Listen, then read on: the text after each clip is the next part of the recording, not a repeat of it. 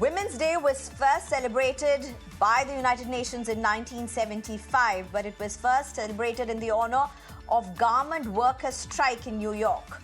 Way before that, the women had protested against working conditions. Thousands of women marched demanding specific hours of work, better pay and voting rights. Fast forward, pay parity is a far cry even in 2024. In fact, you may be doing the same work but viewed differently just from the lens of gender, be it performance or even pay. And this is backed by studies done by several major entities like United Nations Women and World Economic Forum. So beyond the flowers, gifts and the words of appreciation, there is an unparalleled quest for equality, equity, and unfortunately, the continuing demand to having to prove oneself. I'm being joined by two powerful women who are thorough professionals, achievers and defiers. And let's look at Women's Day from their lens. First, let me introduce my guest, D Roopa, a formidable figure in the Indian Police Service, belonging to the 2000 batch, well known for her unwavering dedication to justice. Roopa gained widespread attention for her fearless exposure of privileged treatment accorded to then imprisoned Sasikala in jail. As an ex-MD of Karnataka State Development Cooperation, she showcased her administrative acumen as well. Notorious figures like former MP Uma Bharti found themselves facing the brunt of the law under her vigilant eye. Roopa's exemplary service was recognized in 2016 when she was conferred with the prestigious President's Police Medal. Despite enduring over 40 transfers in just about 2 decades, her commitment to uphold the law remains unshaken.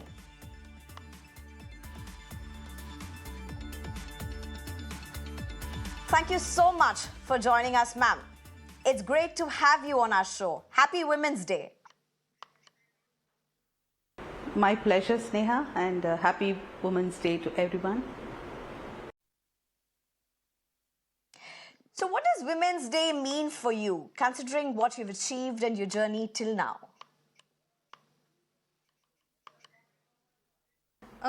Women today are there in all sectors, all fields. We've come a long way. Yet there is many more miles to walk. There are many more miles, and for that journey, these kind of so-called days do help. There's nothing harm in having a Women's Day, right? So on this Women's Day, we deliberate, discuss, and many a time ideas are born as to how we could take empowerment of women forward, what needs to be done in various sectors. So it's a good thing, nothing wrong in celebrating. How do you look at your journey? You've broken stereotypes from being the first woman police officer in charge of cyber police station in Karnataka to being a police officer who was posted out for just doing her job, exposing the VIP treatment given to AIADMK's VK Sasikala at that time. How do you look at the way you were treated for just about doing a very professional job, something that you've been trained to do? Well, I was just doing my job, so that was all the focus. I really didn't think what others would think or what others would surmise. I was just doing my duty and what I was expected to do. I was following the rule book. As per the rule book, the prisoners are not allowed special facilities, and I stuck to it. I gave a report. That I did not even think that report would blow up or it would become so big that it would be discussed at national level. Whatever I have done, I never think of the negative consequence as long as my behavior or as long as my action is within the framework of law and is ethical. And I believe I had this clarity as to what I should be doing. And clarity is a great power, believe me.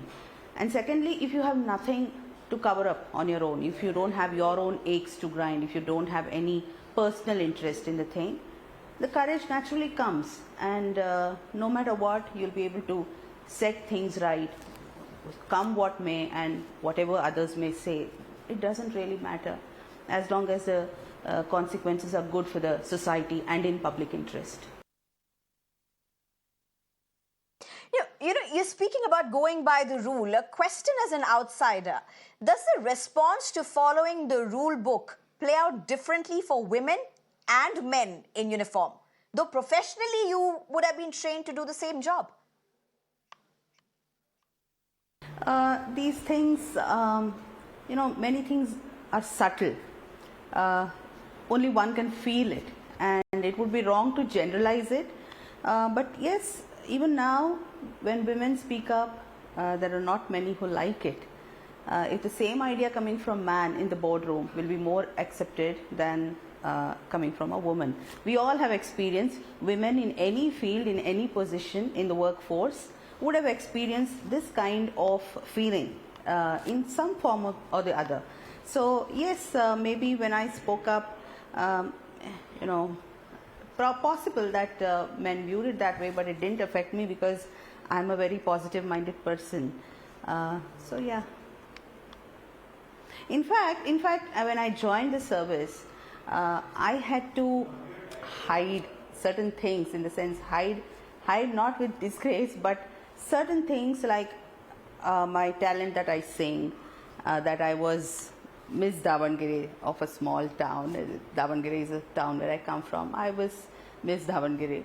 So all these I did not tell. Even when somebody would ask me, were you so and so, I would keep mum. That's because in a male-dominated field like police, as it is, when I entered the service, I was very frail and delicate looking.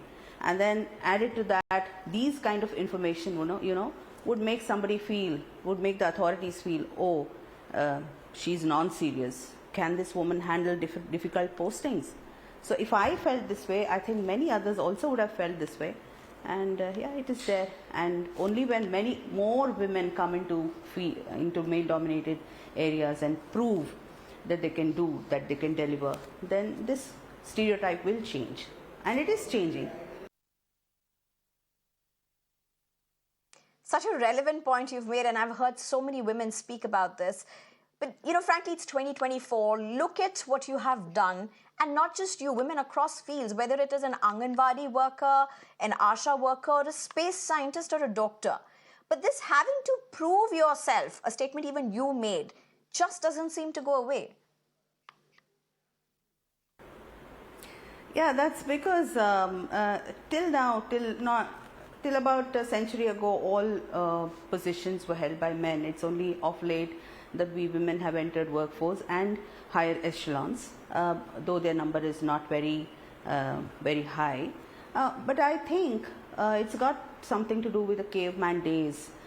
From there, the psyche that is ingrained, our women and men, our styles of functioning are different. The way we think is different. The way we view the problem is different. We bring different things to the table, but men may despise this or look at this with contempt, saying, oh, what women bring, what they say or what they suggest or advise or order, they are not practical ways of doing the things in the world. The world doesn't run like that. This is what I feel they always have at the back of their mind. They always feel women are brought out in a protective environment. They haven't seen the world much, the world that is rough, rugged, and therefore they take our advice or suggestions with a pinch of salt. That is where, we always have to focus not just on the problem. The women also have to give in so much energy, expend their energy in fighting this bias to get accepted that, oh, what I'm saying is right, please do it. And we women bring a lot of other things to the table which is not so much acknowledged. For example, women bring sympathy, empathy, caring, sharing, nurturing qualities. Many a time these are overlooked. Why? I think there is no right or wrong way of doing things in the world. All this time, it's men's ways which have worked. But right now, try women's ways also. It could work for the better of the society or the system.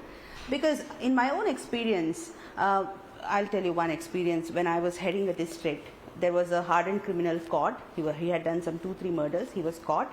So they informed me. I went to the police station, and the sub-inspector had interrogated the criminal, the accused. The inspector had interrogated him. The DSP had interrogated. But when I went, in a few minutes, one-to-one, he revealed so much more information to me. And when I asked my male counterparts, did he not tell you this point? They said, no, he hasn't told yet, but we will further interrogate. So it just clicked in my mind. Probably he saw me as a sister figure or a mother figure. I don't know what happened in his mind. He revealed so many things. So this I'm saying, for example, one area which is so much overlooked. Women can be very good interrogators. Women could be very good intelligence collectors in police department, for example. And in rest of the other areas of life also, women bring so many better traits, or different traits, not better but different, which could definitely help the system. You know, ma'am, I have to ask you this question. One thing that many women say, we find it difficult to own our achievements, to speak of our achievements in public. You're a trained IPS officer with years of experience. Do you see something, do you see this as a challenge? Well, this is two things here. One is we women speak very less of our work, very less of our achievements or accomplishments. We feel, how will it be looked upon? We might be just laughed at, or for some kind of shyness or whatever, women take a back seat. They don't speak of their accomplishments, which goes against them while being considered for different assignments. That is one side. Even I'm a bit like that. I generally don't try to portray, but then whatever things I have done, I don't have any regret, because I have given 100% till now, with all sincerity and with all dedication. So if things went wrong in certain manner, fine, I have learned from it. So I don't regret. I haven't regretted. Yeah. Last question, ma'am. Who would be your biggest allies? How do you look at allies? And to the people who are watching you today, young and across the age spectrum, what do you have to tell them? I was fortunate enough, personally speaking, to have great parents who were broad-minded. In fact, another additional thing is that I didn't have a brother. I don't have a brother. We are only 2 sisters. So I never grew up with any discrimination, what my other friends say while growing up, how the boys are treated, sons are treated, or daughters are treated. My parents told us what independence is, gave independence, but they also told our responsibilities, that how we could not misuse this independence given to us. And my sister is also in IRS, in income tax. She's an additional commissioner income tax. So I think the key lies in giving a lot of independence to the girls. Not bring them overprotected, because when they have to don these various positions in today's world, what is required is assertiveness, at times aggressiveness, to forge forward. And if they were brought up in very protected environment, then they'll not survive. And that is the reason we teach them independence with their responsibilities. And yeah, I'm thankful to all those people who have either criticized me in making me better, or have supported in my endeavors, including my husband. Thank you so much, D Roopa, for joining us, for taking the time out. We wish you more power and more strength, and wish you all the very best. Thank you for joining us. Now let's move over to our next guest.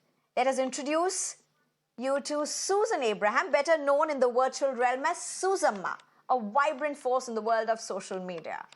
With a staggering 3.71 lakh followers on Instagram, Susan has carved a niche for herself as a captivating vlogger and English trainer, a very quirky, passionate influencer.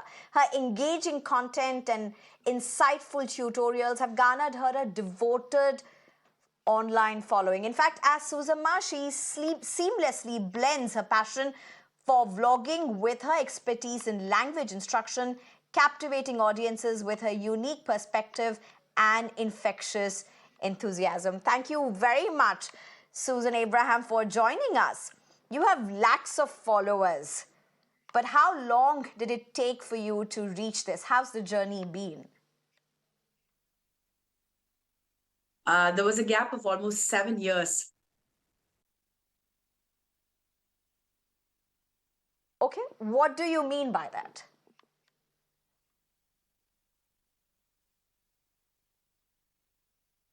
7 years, I started being a social influencer with the intention that I would actually gain a lot of followers in a couple of months.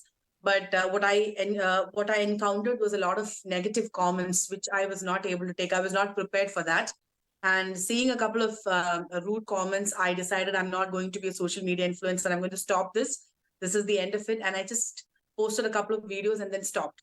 And it took me almost 7 years to come out of that fear, and I was very diffident to actually come back. It was actually my husband who was the one who supported me and encouraged me to be part of this again. And he said, "Do it once more. Let's see how we can face it." So before getting into the social media again, my husband asked me to handle his page. So I understood that it's not just me. Even he gets a lot of negative comments. And he said, if you run away from these things, you will have to run away for the rest of the life, but you have to fight it. You'll have to answer those questions. And when I did that, I got a practice of how to handle the crowd, my followers. And that's the time when I was ready after 7 years. And I decided to start a channel called Susama Talks, where I teach English to all those people who would love to learn English. And mostly I do it converting Malayalam words into English words, which is easier for people in Kerala. So that's what I do. That's how I reached here. More strength to you, Susan, and to your tribe. Happy Women's Day, Susan. I should have started with this, of course. But how do you look at this concept of Women's Day, March 8th being marked as Women's Day? Sneha, to me personally, I feel it is definitely the way you see it. If Women's Day is actually celebrated as a day just to be celebrated, to celebrate women on that particular day, then I don't agree to the concept of Women's Day. I don't feel that a woman should be given freedom only on that day. I don't feel that the husband should ask the wife to take a holiday from the kitchen just on that particular day. I don't feel that the woman deserve a flower or a chocolate just on that day. I don't believe that mothers should be appreciated just on that day. But I feel it should be a day where you celebrate all the achievements that women have done all throughout the years, to remember all those women who have actually done so much for the country and for the home. And I think it should be a time where people can come together and talk about what can be implemented more to build a more powerful woman and the concept of woman empowerment. That is my concept. If that's the case, then March 8th being the International Women's Day is fine for me.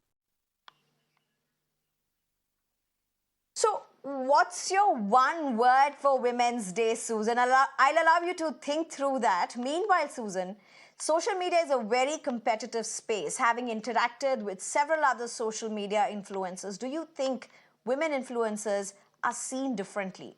Do they face challenges by virtue of their gender?